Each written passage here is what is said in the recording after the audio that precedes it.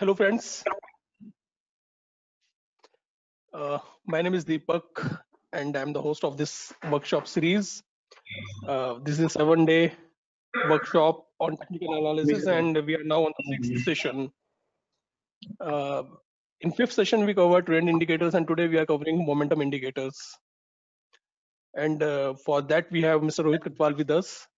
Rohitji, can you please join us? I'm here, I think. Yes, Rohitji. Very good afternoon, sir. Good afternoon, Ji, and good afternoon to all of you. Okay, so today we are going to cover the momentum indicators, and this is going to be a wonderful session because इतने दिनों से हम लोग theory के ऊपर बात कर करके अब प्रैक्टिकल के ऊपर पहुंचे हुए हैं. So I think कई लोग मुझसे जो पूछ रहे थे ना कि सर मैकडी के बारे में बताओ, RSI के बारे में बताओ. It is going to be a field day for them. Alligator के बारे में मैं already share कर चुका हूँ. So today it is going to be good. Yes, मैं भी इस सेशन के लिए बड़ा एक्साइटेड हूँ और without further delay Rohit ji, let's start this session. I'm giving you the access of sharing your screen.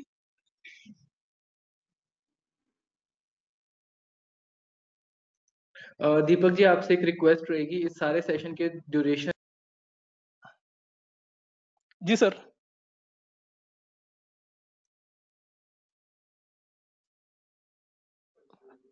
Rohit ji, आप कुछ कह रहे थे सर.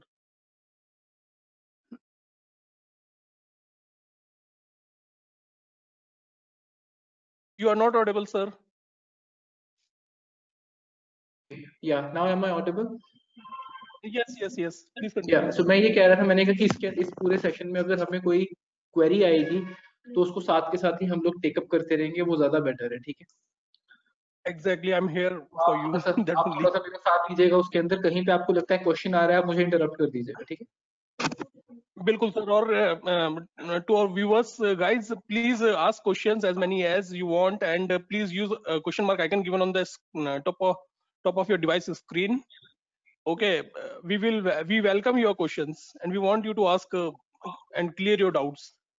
बहुत से ऐसे डाउट्स होते हैं जो मेरे बताने पे क्लियर नहीं होंगे, क्वेश्चनिंग से क्लियर होंगे. ठीक है. So anyways let's start. Okay, so guys, अभी तक हम लोगों ने dot theory, accumulation, distribution, support and resistance, candlestick patterns and chart patterns के ऊपर वर्क किया था. उसके बाद we looked at the moving averages, alligator and trend based indicators.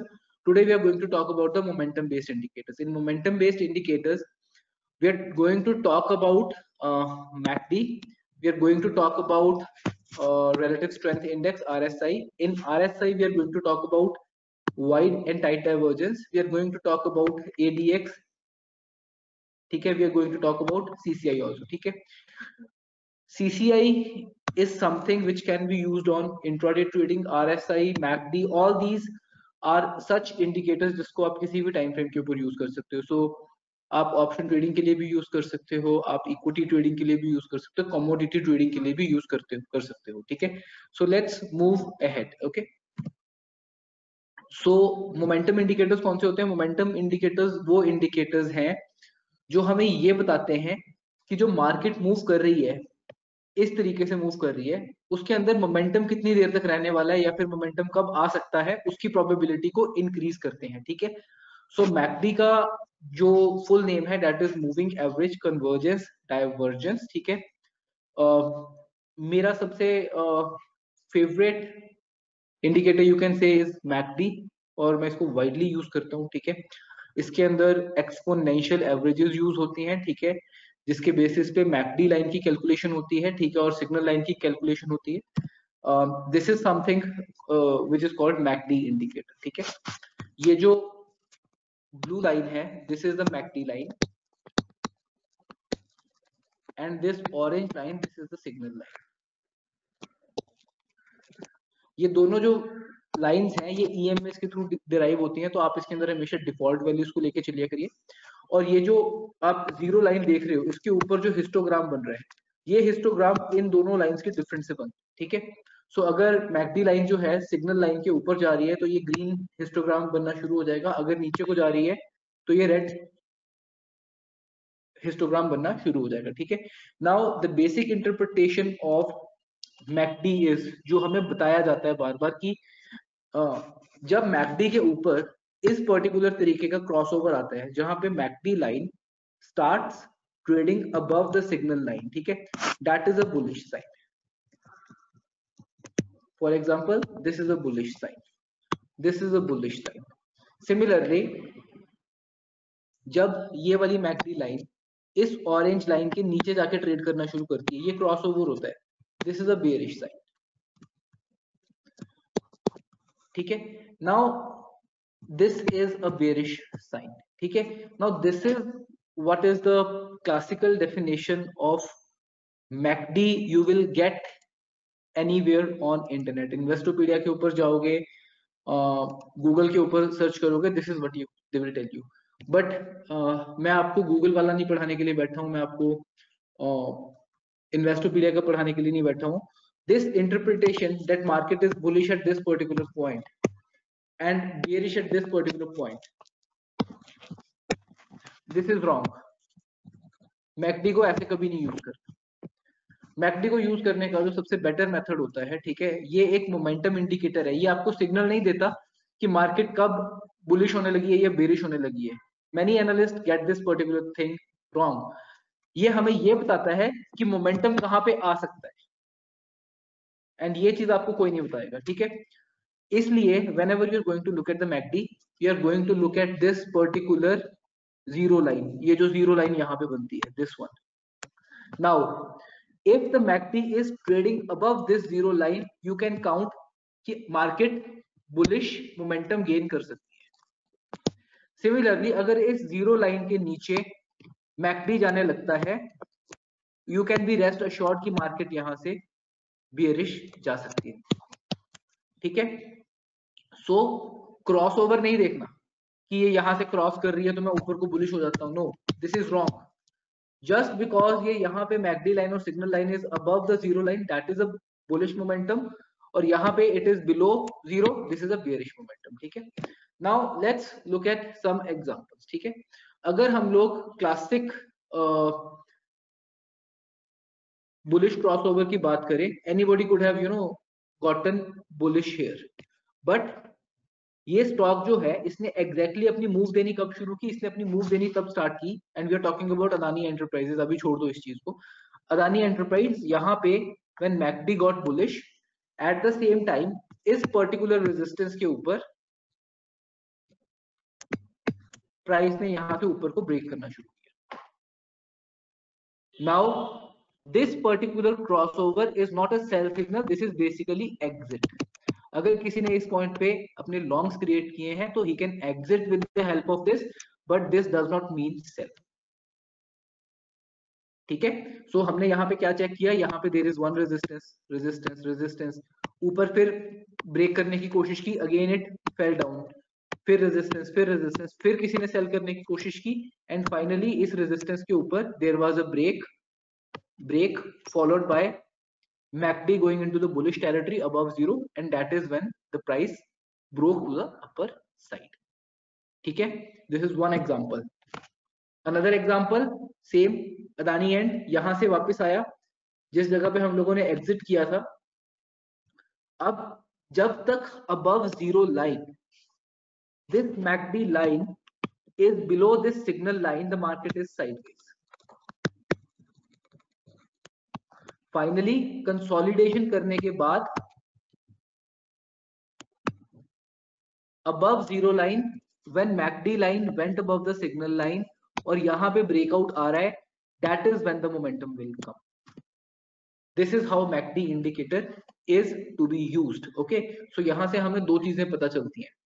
अगर जीरो लाइन के ऊपर जा रहा है यहाँ से, ठीक है, then it means at a breakout the momentum can come. Zero line के ऊपर if MACD line comes below the signal line, it means there is going to be some sideways momentum, like in this particular case here. Zero line के ऊपर दोबारा crossover आता है with a breakout, then it means फिर से momentum आना start हो रहा है, ठीक है. इसका मतलब है जब यहाँ पे इसने finally exit दिया अदानी एंड ने, it was not a short call, it was just exit of the longs. अब जब तक यहां पर इस पॉइंट पर मैकडी वापस जीरो के नीचे ट्रेड करना नहीं शुरू करता, this period can be considered when the market is indecisive कि कहां जाना, ठीक है। So this is how MACD indicator is to be used. कई लोग क्या करते हैं, यहां पे जब मैकडी का क्रॉसओवर नीचे की साइड को होता है तो इसको सेल सिग्नल ले लेते हैं और यहां पे दोबारा इसको बाय कर लेते हैं। As you can see in this particular example, ये कभी कभी तो वर्क कर सकता है, बट अगर ये चीज आपको विप्सो देने पे आ गई तो आपके सारे के सारे प्रॉफिट्स खत्म कर सकती है। So make it a habit, this is the point you go bullish, and that too after looking at support or resistance whether it is breaking or not, and this is the point when you start looking at the bearish trade. So for example, if MACD is into the bearish territory in this particular part here, हम लोग यहाँ पे इसको देखेंगे, इस line को, जब तक MACD is not coming below zero and not breaking this particular neckline, for example in this particular case here, we are not going to short this particular stock, ठीक है। एज यू कैन सी यहाँ पे इसने ये neckline create की अपनी, momentum कब start होगा, जब यहाँ से इसको ये लाइन को ब्रेक करके नीचे को जाएगा,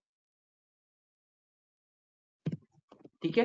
दिस इज अबाउट मैकडी। अगर मैकडी के आपके क्वेश्चन है तो मुझे अभी बताओ इस चीज का।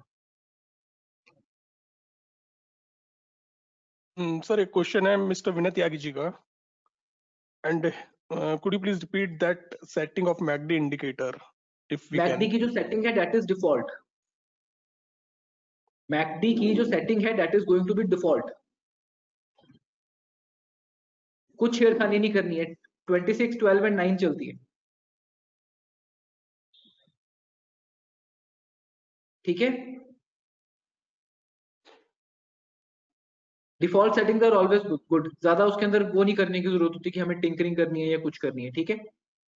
एंड फाइनली मैं बार बार आपको एक बात कह रहा हूं, कभी भी अपने टारगेट्स को लेके मत चलो कि हमें टारगेट कहां पे लेना है, ठीक है। But still if you want to find some target then always keep in mind, अगर एक पर्टिकुलर एक्यूमुलेशन या डिस्ट्रीब्यूशन जोन के अंदर से स्टॉक बाहर निकलता है तो it moves toward the next support और नेक्स्ट रेजिस्टेंस, ठीक है।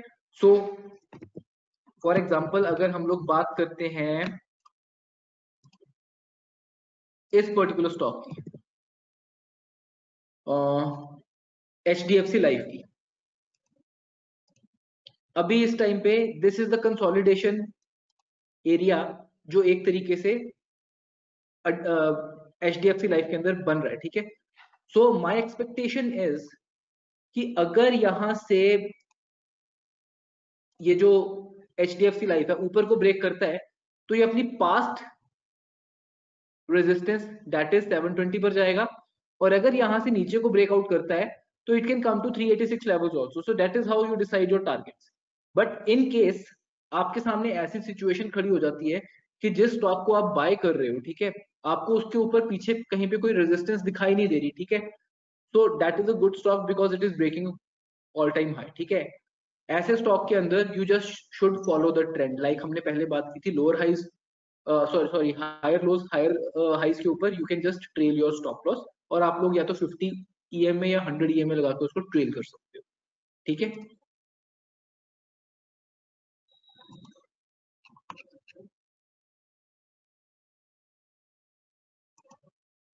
Okay, repeat once again on another example. Let's look at the bank nifty itself, ठीक है। तो बहुत एग्जांपल्स है, कितने एग्जांपल्स चाहिए, it is something that I use daily ना, तो बहुत एग्जांपल्स हैं। 2 आवर के चार्ट के ऊपर I am going on HDFC AMC, ठीक है।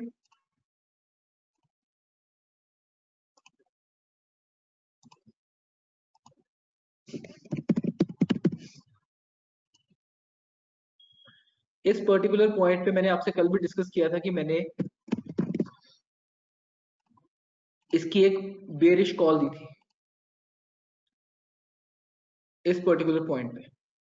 Now why did I give that particular call, because if you look at this, यहाँ पे एक ये नेकलाइन बनी हुई थी, ठीक है, इट वाज अ सपोर्ट, उससे पहले this was the neckline that was forming, और यहाँ पे इस पर्टिकुलर पॉइंट के ऊपर if you look at this,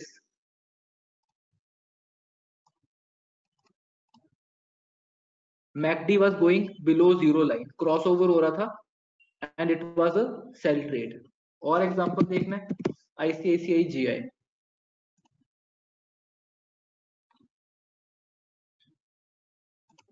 इस पॉइंट पे I took a short trade, reason being यहाँ पे ये सपोर्ट थी, ब्रेक हुई, MACD line was below zero line, it is right now at this. कल परसों के सेशन में हमने अंबुजा सीमेंट्स को डिस्कस किया है when the news was not out at this point, यहाँ पे हमें ब्रेकआउट मिल रहा था, eight the same time McD was below the zero line, ठप. और एग्जांपल चाहिए? अंबानी अडानी के स्टॉक को छोड़ देते हैं, मैंने कल रेन इंडस्ट्रीज की बात की थी. रेन इंडस्ट्री के ऊपर यहाँ पे मैंने इस जगह पे शॉर्ट बोला था और यहाँ पे इस पॉइंट पे आई सेड कि it is short. Again reason, look at the McD.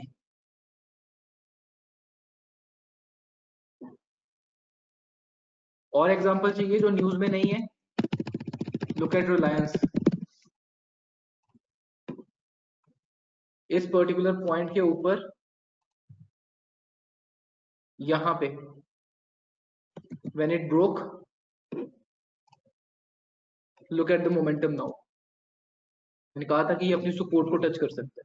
There are plenty of examples because I use this particular thing regularly. ठीक है, any more queries regarding MACD? आज की बैंक निफ्टी पे भी apply करके देख लो. आ जाओ. McD is a beautiful indicator अगर आपको यूज करना आ जाए, बट अगेन आप लोग उसको इंट्राडे के हिसाब से मत देखो. When I am looking at bank Nifty I am looking at a 2 hourly chart. ठीक है, ये नेकलाइन बनी हुई थी यहाँ पे उसके बाद सी जब ब्रेकआउट आया इस पर्टिकुलर पॉइंट के ऊपर, कल तक it was just brushing with it. आज जब इसने यहां से ब्रेकआउट करके नीचे सस्टेन करना शुरू कर दिया, that was a sell trade. Why is this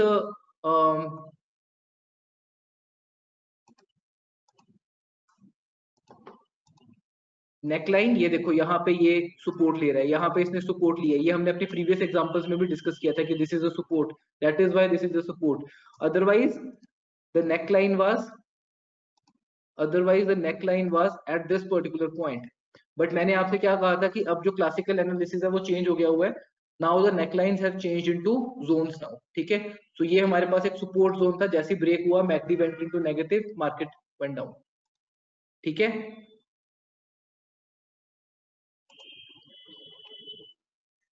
any more questions about MACD or should I move further? MACD is default setting, Mr. Jagdish. Okay,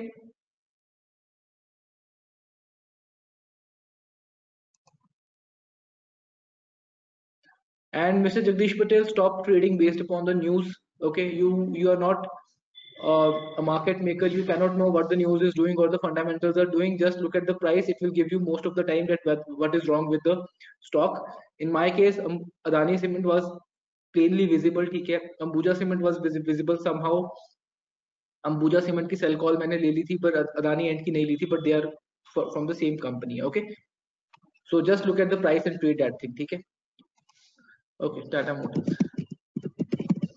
Tata Motors तो साइडवेज है, उसके ऊपर तो कुछ भी नहीं दिखेगा अभी आपको. तो टाटा मोटर्स तो अभी साइडवेज है, इसके ऊपर आई डोंट नो क्या दिखेगा. और अब अगर टाटा मोटर्स के ऊपर कोई ब्रेकआउट आता है तो मैं नहीं लूंगा. उसका रीजन क्या है? टाटा मोटर्स बड़ी देर से इस पर्टिकुलर कंसोलिडेशन के ऊपर चल रहा है. बट सी यहाँ पे अब एक चीज नोट करो, जब ये कंसोलिडेशन के ऊपर यहाँ पे ये ब्रेक नीचे की तरफ को आ रहा है, look where the MACD is. Zero के नीचे भी इसकी एक लेवल्स होते हैं जहां पर ये फॉर्म करता है. ठीक है, it is at the extreme and. ठीक है, एंड उसके बाद अभी this is the consolidation area for me. Again यहाँ से it can go on to touch 470 also because momentum is on the bullish side, but I will not be taking it because मेरे को अगर लेना होता ना तो मैं ऐसे पॉइंट पे लेता जहां पे एक एक्सटेंडेड सेल जोन के बाद ये बुलिश जोन के अंदर जा रहा है. अभी मैं नहीं लूंगा इसको. मेरा टेलीग्राम चैनल अगर कोई भी आप में से यूज करता है ना तो उसके अंदर एक बार जाके बजाज ऑटो का मेरा कमेंट चेक करना। बजाज ऑटो के केस में मैंने इस पॉइंट पे बोल दिया था कि it is getting bullish, I think something good is coming in the budget itself, ठीक है। What was the reason was it was coming out of this consolidation zone with MACD above zero. This is what is called momentum, and that is why I just absolutely love MACD, ठीक है। सो ऐसी presentation के अंदर तो मुझे वहां पे देखने की भी जरूरत नहीं है, because I know what is happening here, okay. Mister Prateek, मैं सिर्फ एग्जांपल दूंगा, यहाँ पे मैं ट्रेडिंग कॉल्स नहीं दे रहा हूँ, ठीक है। I just want to make a point at how to use this particular indicator. आप अपना एक बार यूज करके देखिए, आपको काफी ज्यादा इससे फायदा होगा, ठीक है। Now let's come to relative strength index, ठीक है। RSI is used to identify the oversold and overbought market conditions, ठीक है। अगर प्राइस जो है 30 के नीचे जाता है तो it is oversold. If price touches the 70 line it is said to be overbought, ठीक है। बट चलो पहले देख लेते हैं इसको। So this is an RSI indicator, इसके अंदर ये एक जोन होता है 70 का और ये एक जोन होता है 30 का, ठीक है। This is the RSI line, default 14 is good, इसको ज्यादा चेंज करने की जरूरत नहीं है। Look, over a period of time आप डिफरेंट प्लेटफॉर्म्स को यूज करोगे, तो जो भी आप डिफॉल्ट इंडिकेटर्स होते हो, मेक श्योर कि उसको ज्यादा आपको टिंकर ना करना पड़े। जितना आपका सिंपल एनालिसिस होता है उतना बेटर होता है, ठीक है।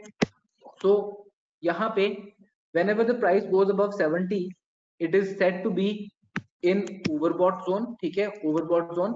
और whenever the price goes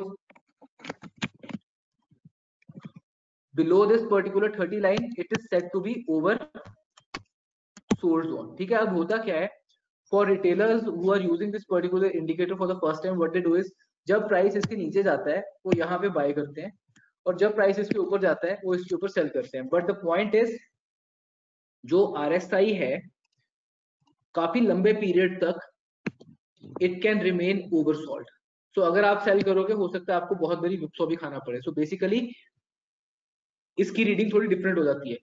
if some stock is in a overbought zone then it means it is bullish for some reason। so जब तक वो bullish है आपने without confirmation उसे sell नहीं करना। similarly when a stock is in the oversold zone आपने उसको blindly sell नहीं करना। there are other conditions जिसको हम लोग अभी आगे जाके देखेंगे इसके अंदर, and then we will understand कब oversold zone में और कब overbought zone में हम लोग sell या buy कर सकते हैं, ठीक है।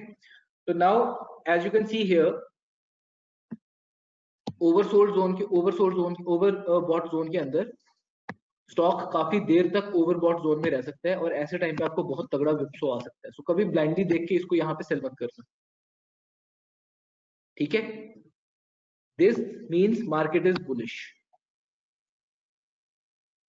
ठीक है। सो नाउ इसको यूज किस तरीके से करना है, इसको यूज करने के लिए you need to understand what is divergence on the RSI।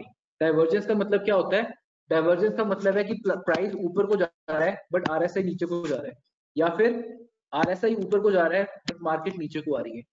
That means ये दोनों आपस में डाइवर्ज कर रहे हैं। Price is going up but RSI is going down, और price is going down but the RSI is going up. So this is called divergence. Divergence मतलब दोनों एक दूसरे से डिफरेंट चल रहे हैं, ठीक है। अदरवाइज होता क्या है, अगर मार्केट ऊपर को जा रही है तो RSI को भी ऊपर को जाना चाहिए, अगर मार्केट नीचे आ रही है तो RSI को भी नीचे आना चाहिए। जब ये दोनों एक दूसरे से अगेंस्ट चलते हैं दैट इज कॉल्ड डाइवर्जेंस, ठीक है। अब डाइवर्जेंस भी आगे दो तरीके की होती है, one is called tight divergence, अभी एग्जांपल्स देखेंगे हम इसके, एंड दूसरी है वाइड डाइवर्जेंस, ठीक है। एंड इस पोर्शन को थोड़ा ध्यान से सुनना, ठीक है। अगर क्वेश्चंस होंगे तो हम लोग यहीं पे लेंगे इसको अभी समझना आसान होगा। अगर आप बाद में इसको समझने की कोशिश करोगे it might confuse. So what is the divergence? Divergence है जब प्राइस उल्टी डायरेक्शन में जा रहा है और RSI उससे उल्टी डायरेक्शन में जा रहा है, ठीक है। So first of all as you can see price oversold zone में है but again it is going down, ठीक है। But at the same time look at this, price नीचे को जा रहा है, ठीक है।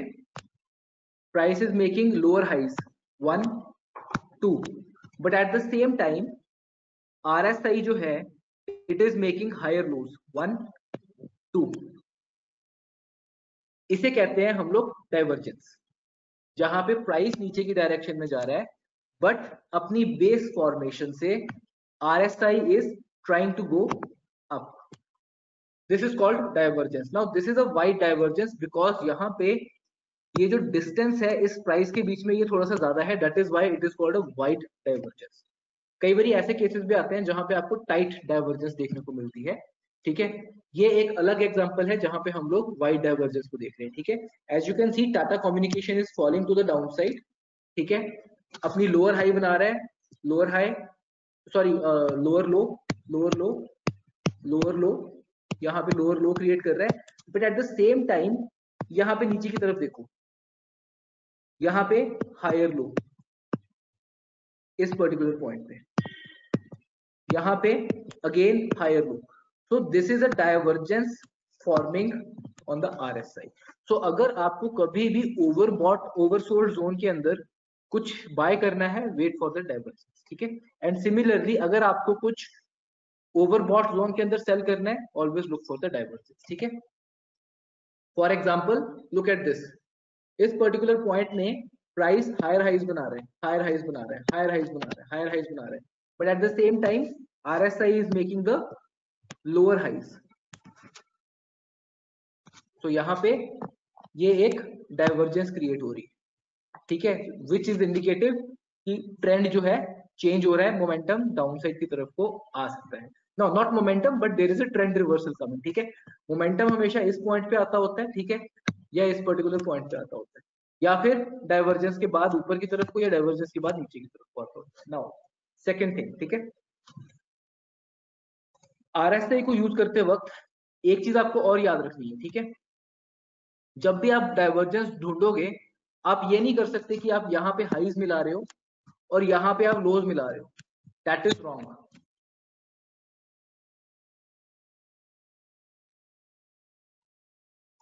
अगर आप यहाँ पे लोज मिलाते जा रहे हो तो यहाँ पे भी आपको लोज ही मिला है। सिमिलरली अगर आप यहाँ पे हाइज मिला रहे हो तो आपको यहाँ पे भी हाइज मिला है। ये एक बेसिक रूल है डाइवर्जेंस ढूंढने का, ठीक है। Now this is an example of wide divergence. See how the price is making higher highs here, higher high, higher high, higher high, and similarly the RSI is making lower high, and lower high. So this is example कि price का trend यहां से change होने के chances, ठीक है। Now what is a tight divergence? This is an example of tight divergence, ठीक है। यहाँ पे प्राइस के बीच में गैप बहुत छोटा है, this is a higher high and a lower high, so this is also a divergence. This is tight and previous one was wide divergence, ठीक है। Now जब आपको ये चीज पता चल गई कि this is a divergence, how do you use this particular divergence और RSI indicator? It's very simple, ठीक है।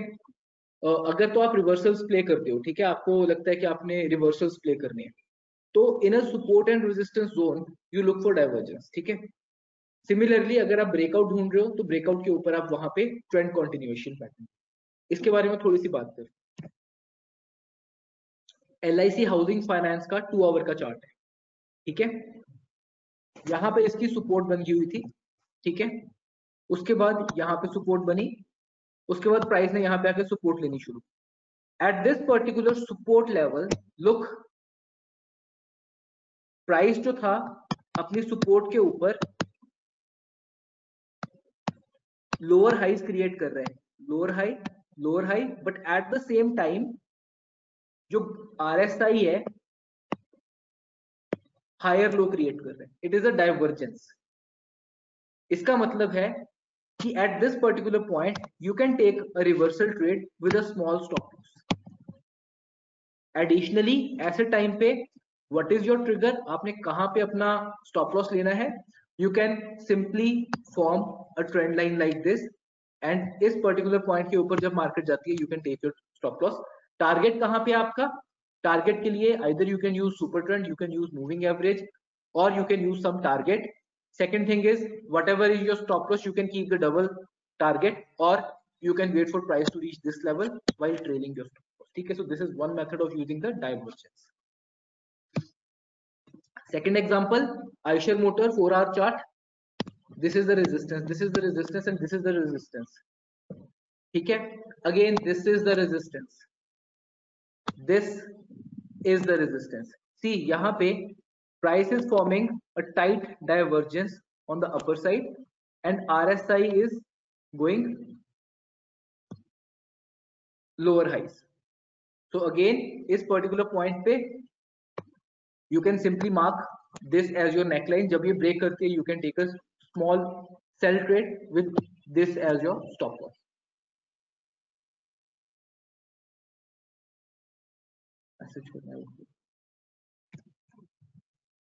ठीक है, so this is what RSI indicator is and how you can use it.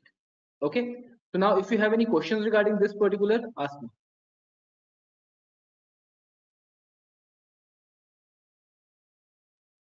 Otherwise मैं RSI से आगे move करने लगा.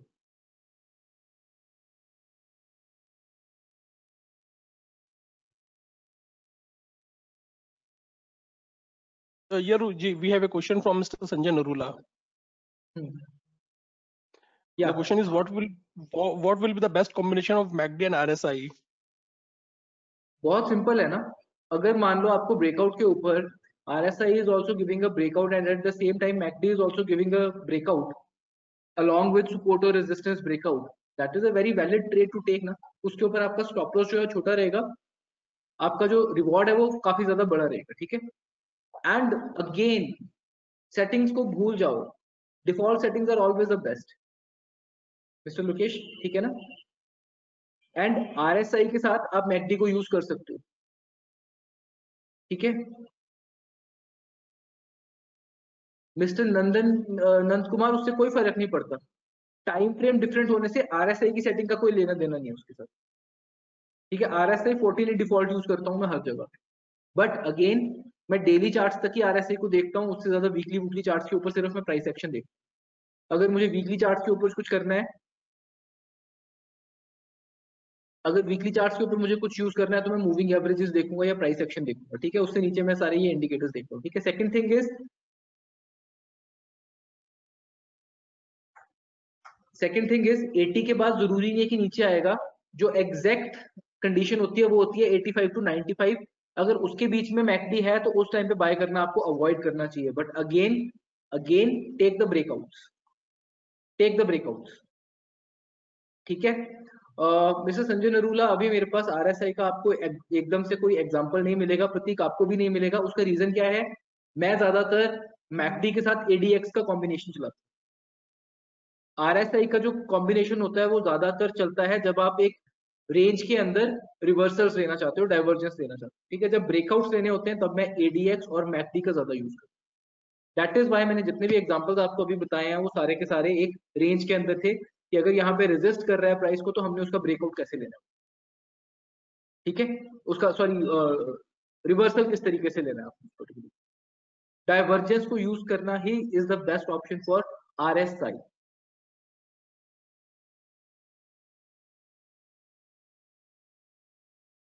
ठीक है, दीपक जी और कोई क्वेश्चन है? Ji, question is from Mr. Amol. Can we use RSI for intraday in Nifty and Bank Nifty? कर सकते हैं यूज, बस बहुत ज्यादा फास्ट होना पड़ता है उस चीज के लिए. Okay. And another question we have from Mr. Deepak Kumar Sarangi. What should be the time frame for intraday?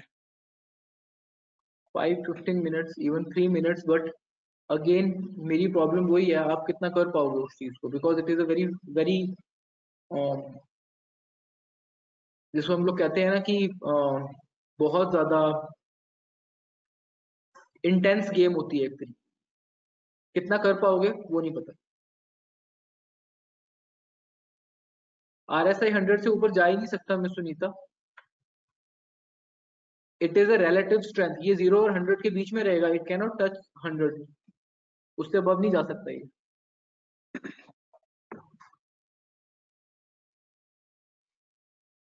Ruji, we can proceed. Okay.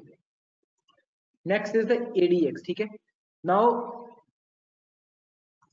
ADX is average directional index, ठीक है. इसको मैं यूज करता हूँ ट्रेंड की जो एक momentum जो आ रहा है कंफर्म करने के लिए कि वो वहां से स्ट्रेंथ पकड़ सकता है कि नहीं पकड़ सकता है. कैलकुलेशंस के अंदर मैं नहीं जाने वाला, मैं जस्ट इसकी प्रैक्टिकल इंप्लीमेंटेशन बताऊंगा. This is how the ADX looks like, ठीक है. This is the ADX line जिसको हम लोग यूज करते हैं. एक एक लाइन करके मैं आपको इसका समझाता हूँ मतलब, ठीक है.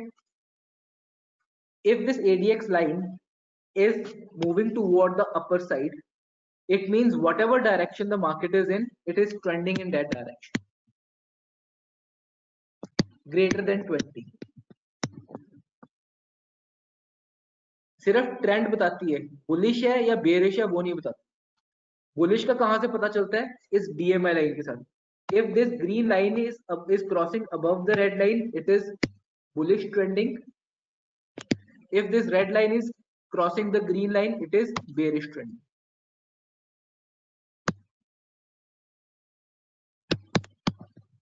ठीक है.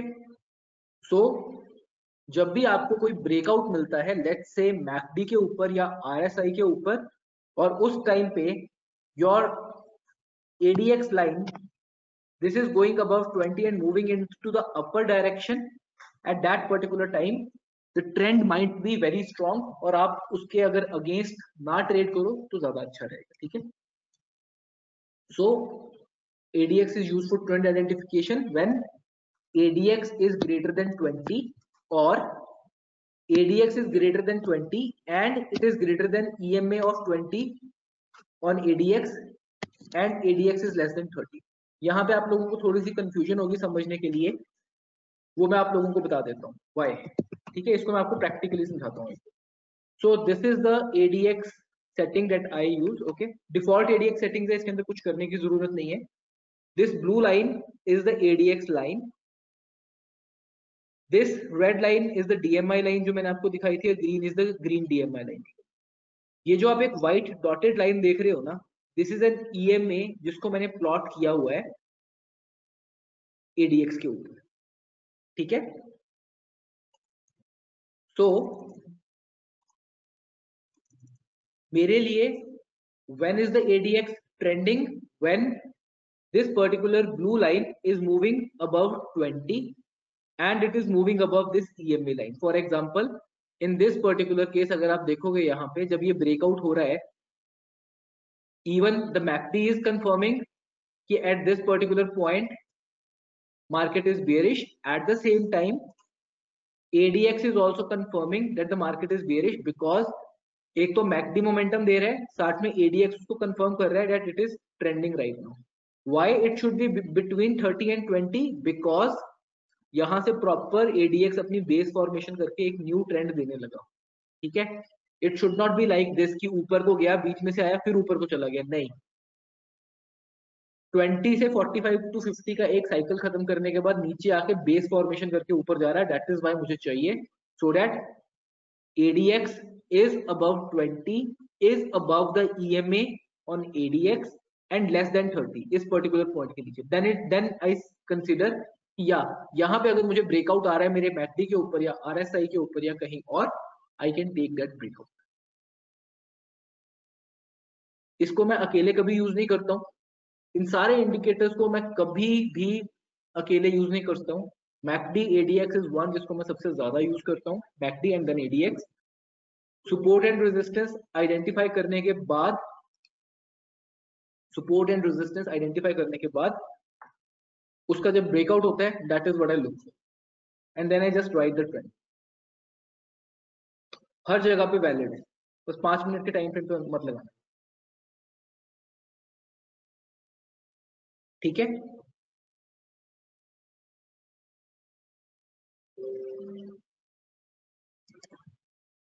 So for example, in this particular case, trend identification के लिए इस particular point पे you will not get any trend, but once it starts moving to the upper side 20 के ऊपर, you will start to get a trend to the downside because this red line is above the green line. Okay. See this example on Canara Bank. Consolidation, breakout, MACD confirming, and at the same time, ADX is also confirming that the bullish move is coming. ऐसे time पे कभी भी cell मत करो.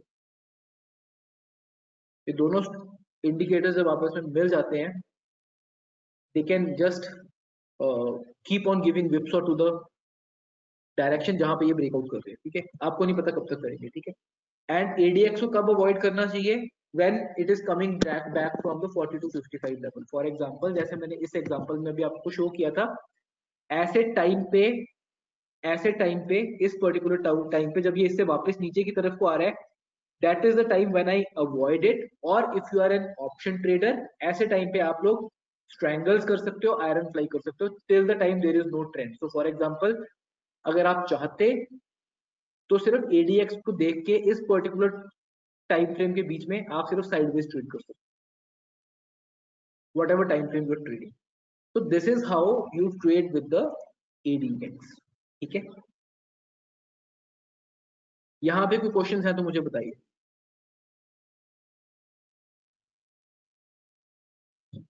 Otherwise मैं CCI के ऊपर move करूंगा.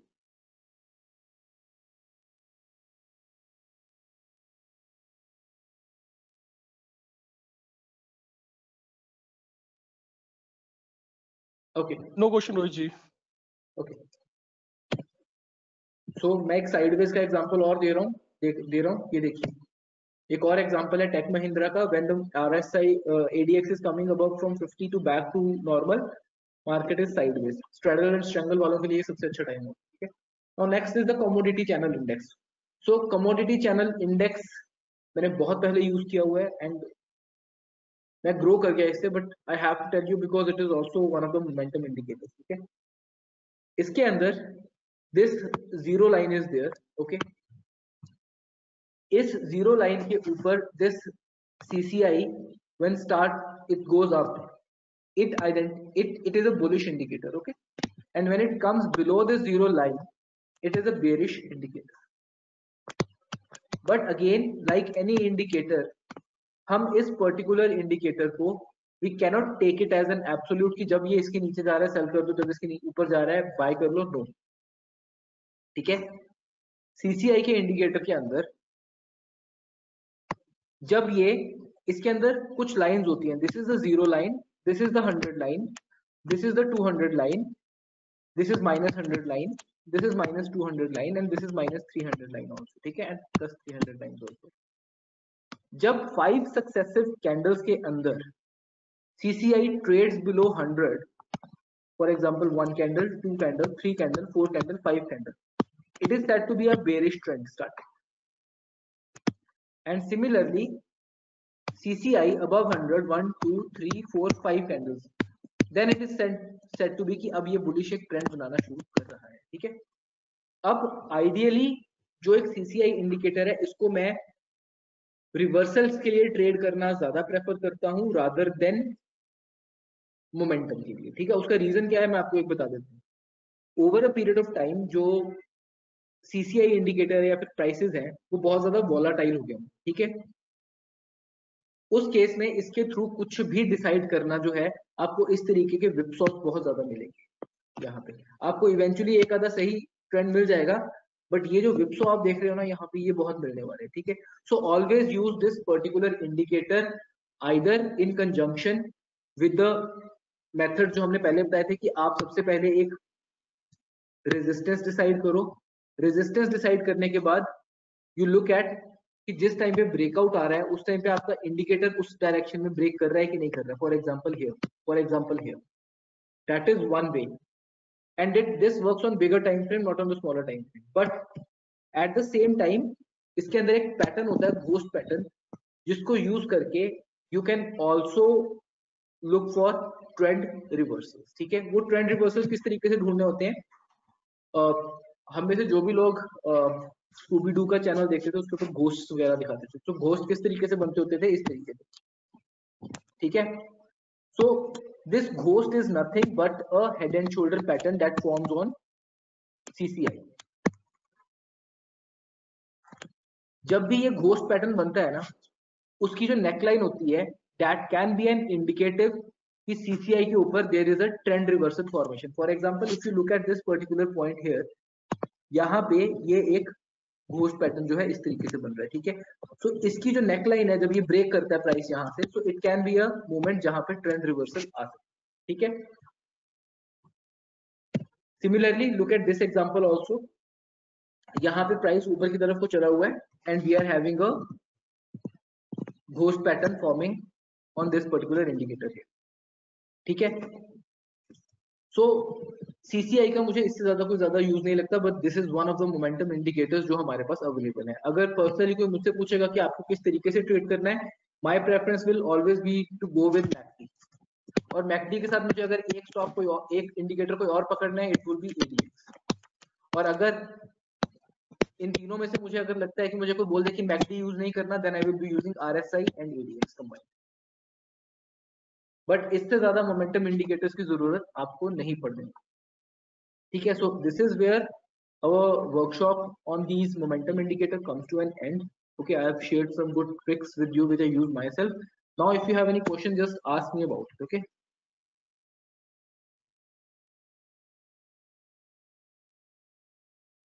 Mr. Sanjay Narula, yes exactly, why can't you use your use a stop loss for your equity and options? Why not? उसके अंदर एक मेथड होता है, you will have to confirm with SAS online whether they do it or not. एक system आता है जहां पे आप अपने ब्रोकर के पास स्टॉप लॉस लगा के छोड़ सकते हो, और वो स्टॉप लॉस जो है वो एक्टिव रहता होता है काफी ज्यादा टाइम तक, ठीक है. उसके अंदर एक वैलिडिटी होती है, ठीक है, कि मैं ये स्टॉप लॉस ऑर्डर लगा रहा हूँ, इसकी वैलिडिटी लेट से अगले 30 डेज तक है. तो अगर आप वो स्टॉप लॉस अपने सिस्टम में लगा के चले जाओगे तो आपको 30 डेज तक उसको देखने की जरूरत नहीं है. जिस दिन वो प्राइस ट्रिगर होगा आपका वो स्टॉक निकल जाएगा. तो you will have to confirm this thing with SAS online. Okay,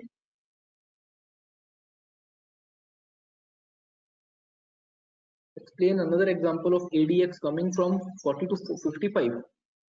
look, जब ADX 40 से 55 के अंदर से वापस आता है ना, ज्यादा एग्जांपल्स मैंने सारे निफ्टी और बैंक निफ्टी में देखे हुए हैं, because that is the time when I like to do triangles and sideways strategies, ठीक है. तो हम लोग निफ्टी का चार्ट देख लेते हैं, ठीक है. तो मैंने ये एग्जांपल आपके साथ अभी शेयर करके हटा हूँ. Look at this particular area here for bank Nifty. This was a sideways area जिसको आप साइडवेज, यहाँ पे आप आयरन प्राइस क्रिएट कर सकते हैं, ठीक है.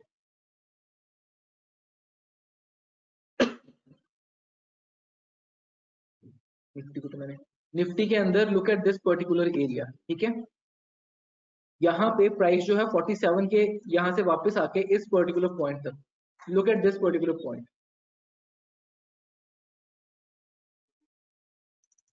यहाँ पर कोई बहुत ज्यादा मूवमेंट नहीं है, ये सिर्फ 200 पॉइंट के अंदर घूम रहा है यहाँ. So again this point can be used for sideways selling. But once आपको लगता है कि ट्रेंड आने लगा है, अपनी साइडवेज पोजीशन को फिर बंद करके बुक करके बाहर निकल, ठीक है. बैंक निफ्टी के अंदर और कितने केसेस हैं ये देखो. यहाँ पे इस पर्टिकुलर पॉइंट पे ये 45 के आसपास से ये यहाँ पे नीचे आ रहा है, and look at this particular sideways channel जो बन रहा है. आराम से यहाँ पे बैठ के आयरन फ्लाई करो. ऑब्वियसली ऑप्शंस की बात कर रहे हैं, जो आप लोग कर रहे हो आपको पता होना चाहिए, आपको पता होना चाहिए कि आपका रिस्क क्या है उस चीज के अंदर, ठीक है. स्टॉप लॉस एक होना चाहिए आपका, but I am just giving you an idea how you can use it.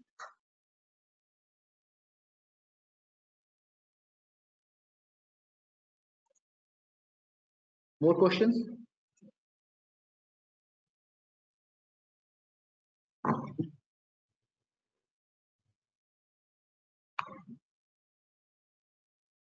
दीपक जी और क्वेश्चंस हैं इस चीज के ऊपर?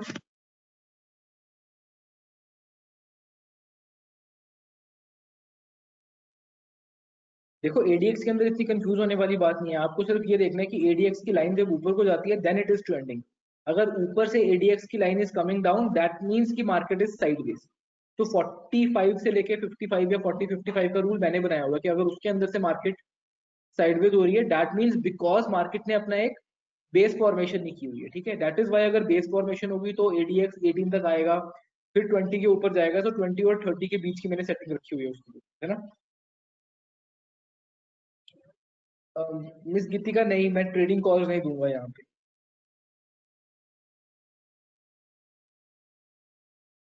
आपको मैंने इतना एनालिसिस समझाया है, यहाँ पे उसको एक बार यूज करके तो देखिए।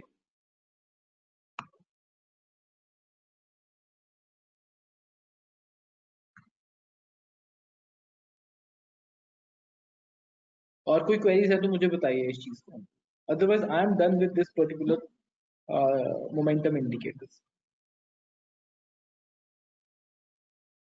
Yeah, there is one question from Mr. Kishan. Can we make use of only RSI and MACD indicators?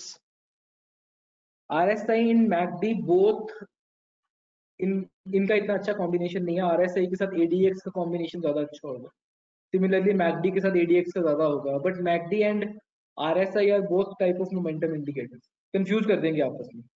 That is why जहां पे ट्रेंड रिवर्सल्स लेने होते हैं वहां पे एक चैनल के अंदर, रेक्टेंगल के अंदर, I prefer using it with RSI।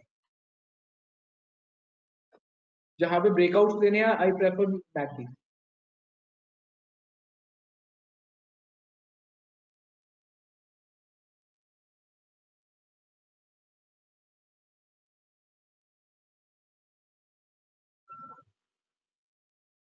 Yes mister Kishan, at least आपको टू यूज करने चाहिए, पर मैं हमेशा सिंगल मैकडी ही यूज करता हूँ, बिकॉज एक तो स्क्रीन ओवर क्राउडेड हो जाती है इंडिकेटर्स पर, ठीक है।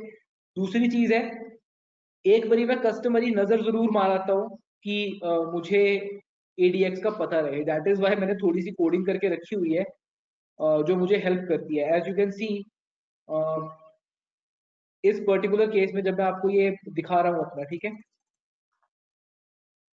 यहाँ पे मेरे पास ये एलिगेटर एडीएक्स मैकडी लिखा आ रहा है। इसका ग्रीन का मतलब है, इसका रेड का मतलब है कि everything is bearish right now. Similarly अगर मैं इस पॉइंट पे देखूंगा, फॉर एग्जांपल इस पर्टिकुलर 29 दिसंबर के आसपास, it is showing that alligator is bullish, MACD is bullish, but the ADX is sideways, so the trend is not fully up. Similarly अगर मैं इसको इस पर्टिकुलर पॉइंट पे देखूंगा, you see alligator is bullish, ADX is bullish, MACD is bullish. तो मैंने अपनी coding थोड़ी सी करके रखी हुई है, but similarly if you can just look at the McD and ADX, आपको पता चल जाएगा कि कोई स्टॉक जो है वो बुलिश है या बेरिश।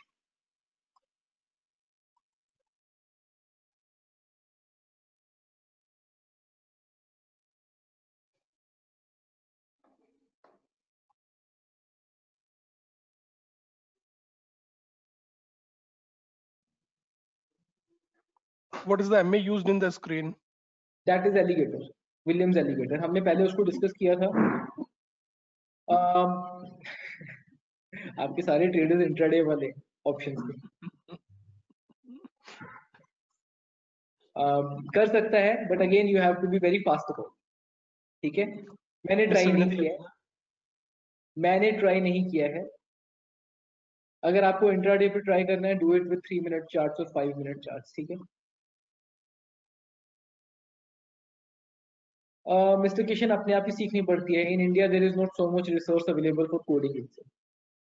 हाँ, but and again AmiBroker is a costly software, आपको 40-50 हज़ार का पड़ेगा, फिर आपको 3,000 का मंथली डाटा भी लेना पड़ेगा, तो डोंट गो फॉर इट। आपकी जो बेसिक नीड्स है वो सारी की सारी सैस ऑनलाइन के प्लेटफॉर्म पे पूरी हो जाएगी।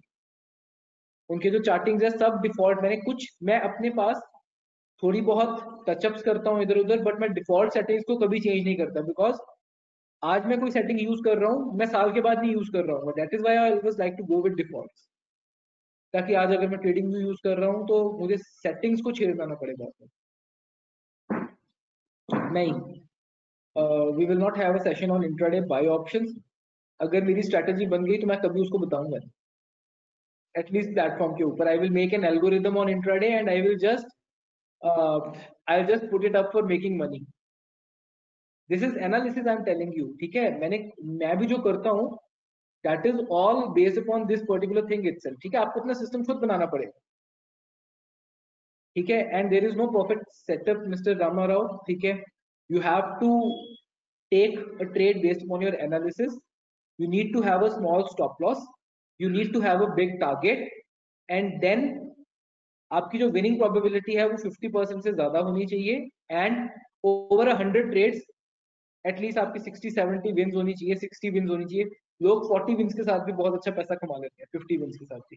सो it is a mix of position sizing, it is mix of risk management, risk reward, and then these indicators.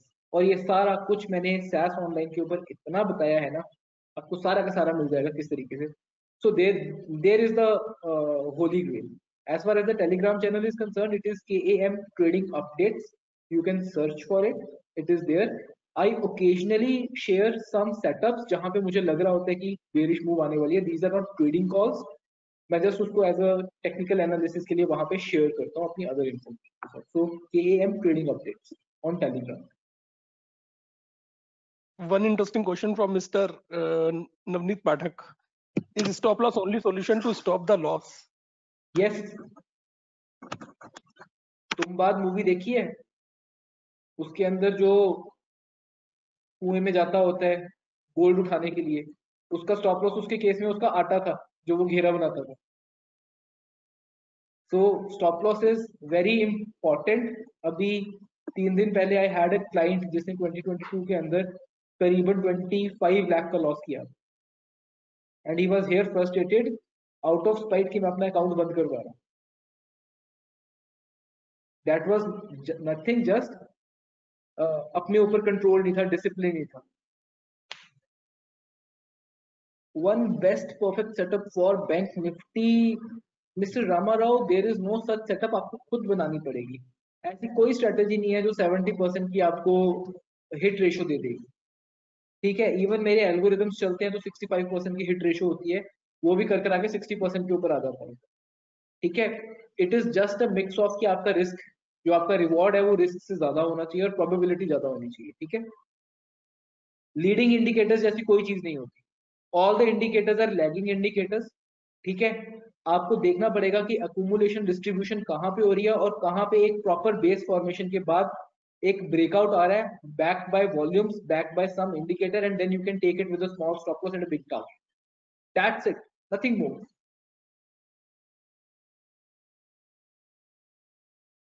All the indicators are lagging. आपको टॉप और बॉटम नहीं पकड़नी है. ठीक है, अगर कहीं पे पार्टी हो रही है ना, 7 बजे से लेके 12 बजे तक पार्टी होनी है, आप वहां पे 6 बजे जाके बैठने की कोशिश नहीं करोगे 6:30 बजे. यू विल से कि हाँ यार मैं 8:30 बजे जाता हूँ, एटलीस्ट मैं जब जाऊं तो पार्टी शुरू हो चुकी हो. That is with the trend. जब आपने बाय करना है ना, उस टाइम पे प्राइस मूव करना शुरू कर चुका होगा. अगर 100 पॉइंट आ रहे हैं एक पर्टिकुलर स्टॉक के अंदर, आपको अगर उसके अंदर 30-40 भी मिल जाते हैं, आपका काम हो गया. You don't have to catch it at 20 and sell it at 100. अगर आप 40 पे कैच करके उसको 80 पे भी निकाल देते हो, it's good enough. Yes mister Prateek. Mr. Arjun, because of Adani and crisis and because the budget is coming and because price action के अंदर वहां पे सप्लाई ज्यादा है कंसिडर टू डिमांड. तो जब तक सप्लाई ज्यादा है प्राइसेस नीचे जाएंगे. All are available with SAS Online. All the videos are available.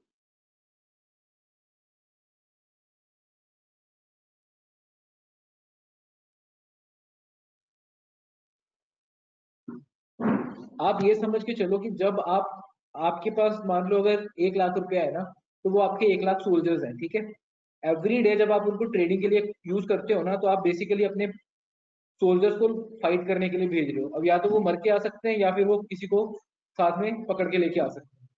अब आप सोचो आपने उसको कहाँ पे भेजना है.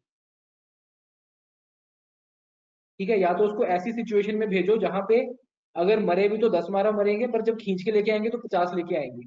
That is the success to trading, secret to trading. छोटा लॉस लेना है और ट्रेड तब लेनी है जब आपको पता है कि मेरी सेटअप बन रही है. वाइट बॉल के ऊपर जाके आपने छक्का मारने की कोशिश नहीं करनी. It's a test match.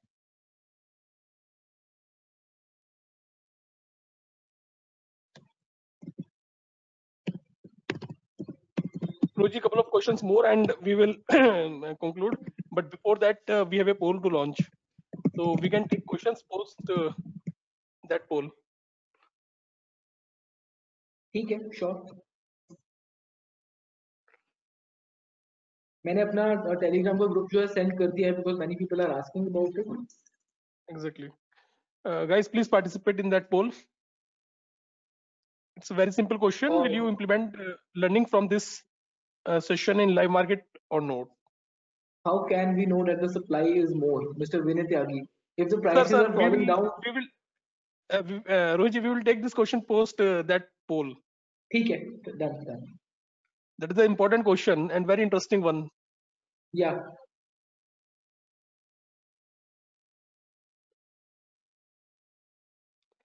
Uh, 70% voted, remaining 30%, guys, please do vote. Just select any of the option and submit.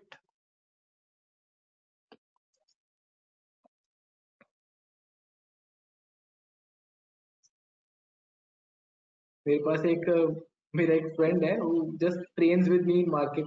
Every day he shows me 20 rupees option जो 200 रुपए पर गई होती है, and every day he's trying to find a method to catch it. Okay, very interesting question from Mr. Vinay Tyagi. How can we know supply is more?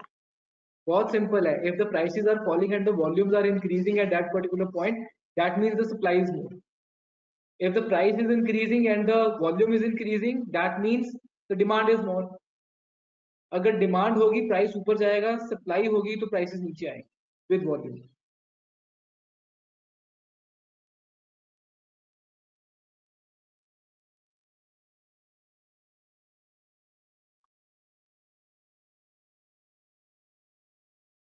Look at this Bajaj Auto, ऊपर गया है, and look at the volume. That means there is demand. And इसी जगह पे if you look at the Adani end also, look at the volumes. कैसे increase हो रहे हैं सेलिंग के ऊपर. तो वॉल्यूम्स को भी हम अभी करेंगे अगले सेशन में सारा कुछ कंक्लूड होगा आपस. Yes, we have next session on volume indicators. वहां पे हम लोग VWAP के बारे में बात करेंगे, एंकर्ड VWAP के बारे में बात करेंगे, वॉल्यूम्स के बारे में बात करेंगे, COI के बारे में बात करेंगे. ठीक है, तो